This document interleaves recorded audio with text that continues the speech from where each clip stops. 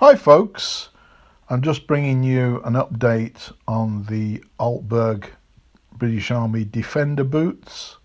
I've covered over 500 kilometres with them, so it's time for an update, and also a little bit of information about where I'm located today, because there is a direct connection between this location and British Army boots, so I'll be covering the story behind this location. Just going back to the Alberg Defender boots, you'll find my original video back on 2014 when I first purchased these, and now this is just an update. Again, Altberg won the contract with the British MOD back in 2013 to supply army boots, the high liability combat boots, and again in 2018. These are the Mark 1 Defender boots. They later came out with a Mark 2, and this particular pair date back to 2014. Okay, so overall, very good boot, excellent boot in fact. Very comfortable to wear, extremely waterproof. Altberg and these boots don't rely on any water coverings inside like Gore-Tex.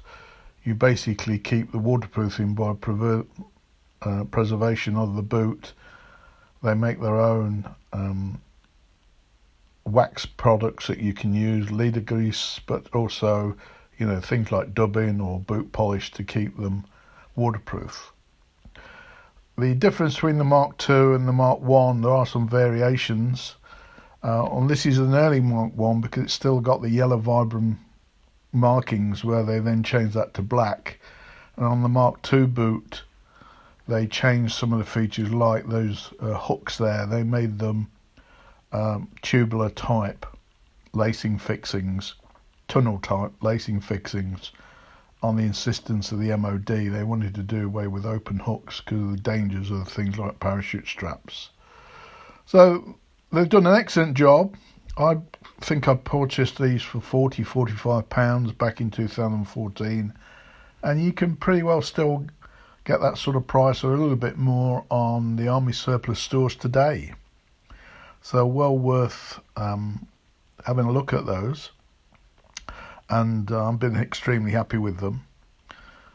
Bit of a battle-worn flag there, and the link to the boots is the link to the war that this battle is part of, the English Civil War, between the Royalists, King Charles on one side, and the parliamentarians, Oliver Cromwell, on the other side.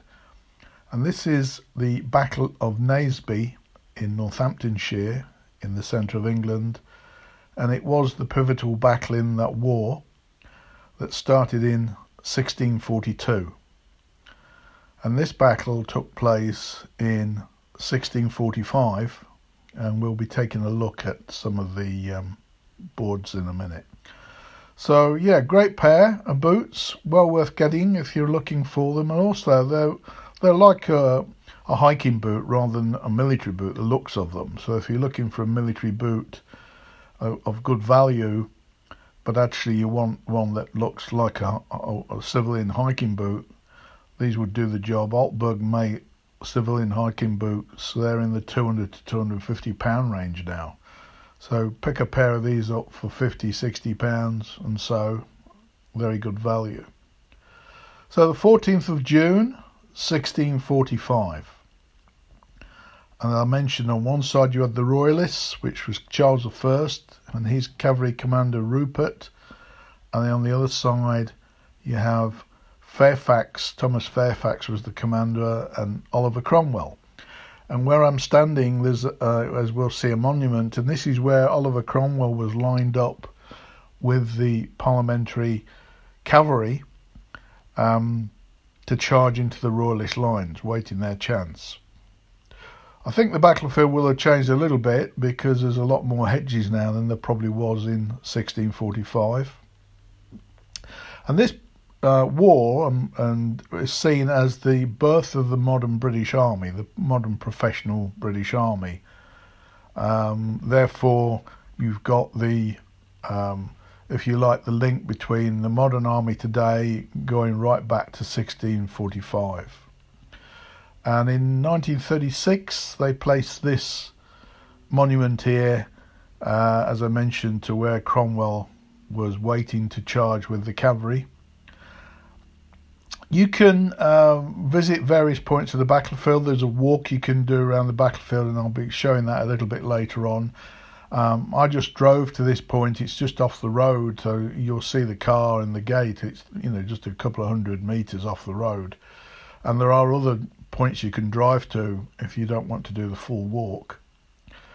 And then there are explanation boards like the one we're going to be looking at. Frankly, I'm not a great expert on this battle or this war. There's lots of more information. You've got there www.naseby.com. That's a charity run by volunteers. They're obviously the experts on this, and they do tours, which you can book on at certain times of the year, and I think they do bespoke tours if you want to. I think militaries from all over the world, including the US, come to this site to study this battle as part of their ongoing learning, so to speak. So it's a very important battle in English history, because this probably decided the fate of the English Civil War and decided the fate of Charles I, because he lost that war, and then he lost his head, of course, eventually, and Cromwell became in charge of Britain at the time. But then another war saw Charles II come back into power, and that's why today we have Charles III.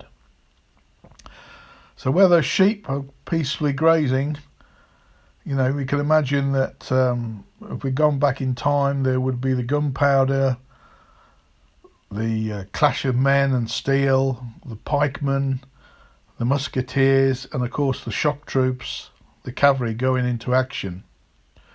And the cries, of course, of men and horses in the battle. Some 379 years ago, if we were able to look over this site, it would be full of men fighting and the sounds of battle and gunpowder in the air. It's a peaceful English day today. A little bit chilly because it was November when I visited, and a bit windy, so I'm doing this voiceover on separately. There's no great big visitor centre here like there is at another famous battle, which we'll talk about a bit later, Bosworth Field, which is in Leicestershire, the next county. You know, there's no big visitor centre as such, but there is a walk or walks you could do around the battlefield. There's footpaths, and I think what's called permissive paths by the farmers, meaning they allow you to go across their land. As opposed to, I think, an actual right-of-way public footpath. It might be a bit of both. Peaceful day today. So here is the magazine called Country Walking, and you see it's April 2017 edition. You might not be able to get this anymore, but in this there is an article on the battlefield and the walking around with the expert there. As we can see, we've just been standing there. And this, if you can get hold of this article, it's very interesting. It gives you a brief history of the battle and the various locations, and also other battles that you could visit linked to the English Civil War. You know, how to plan your trip and getting there, etc. So that's worth, you can get hold of the copy if it's still available. It's worth getting if you do plan to come here. Also in the Country Walking, they then have the routes, and here's the one they prepared for Naseby. So again, if you could get hold of a copy of that, and that's the route. But also, which I'll show a bit later, you can then locate this now on the Ordnance Survey website, and that's where at the bottom there where it says P, that's where the monument is where we've been standing. So there's still access to that particular route, if not through the magazine, through the Ordnance Survey website, and I'll show that. There's a very good video by a couple of guys that cover different living history, and I'll provide a link to that because they've done the complete walk and they then point out all the various points far more than I'm doing. That's well worth watching. Of course, if you're from outside the UK, then as you know, the Brits can't do anything without tea. So in the local village, like Sibbertoft, you can get teas at a certain time of the year. There's also a pub there, the Red Lion. So there we are. There's a overall view again of the battlefield. You need a good pair of walking boots on though, or army boots perhaps, particularly in the time of year. It's very muddy at the moment, the amount of rain we've been having in the UK. But you see it's quite a quiet area, but it's not a difficult location to get to.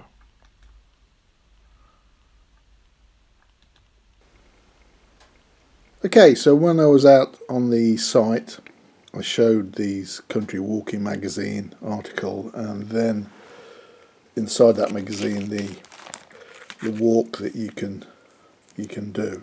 So I thought, now I'm back home, I thought I'd just show you what that looks like. If you can't get hold of those, you can find that on the Premier position site on Ordnance Survey. That's a fee you have to pay to be a Premier member.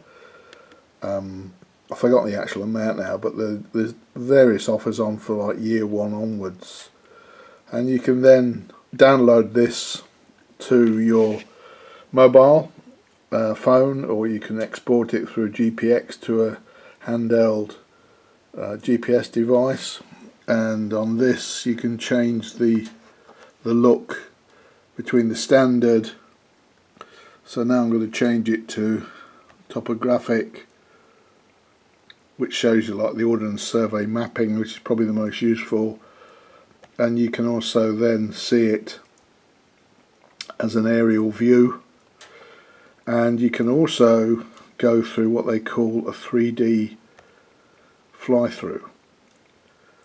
So that actually just, and you can change the speed of this. I'm just letting it run. So it just gives you an overall view of the landscape before you do the walk, if you want to see that. And as I said, I could slow this down, I'm just letting it run to show you what it looks like. So this is the Ordnance Survey mapping area, and I'm a premium member, and as a premium member you can download these walks, and lots, hundreds or thousands of walks, and this is the specific one that you might want to do for the battlefield at Naseby. And very shortly it'll be coming back to the village of Sibbertoft, and then it's going to go up to the monument where we were, which is along this lane here, and you can see that's where I took the photo, the video, and then it comes back to the start and starts all over again. So that's a good way perhaps of being able to work out the route. You can go onto the website www.naseby.com, which is basically a charity that manages the site. They also do tours for groups through volunteers, and I think they also you could book perhaps even a premium walkthrough with them if you didn't want to do all this on your own. Plus obviously they're very knowledgeable about the total story, whereas sort of in my case, as I'm walking around, I don't know that much about this battle, to be honest.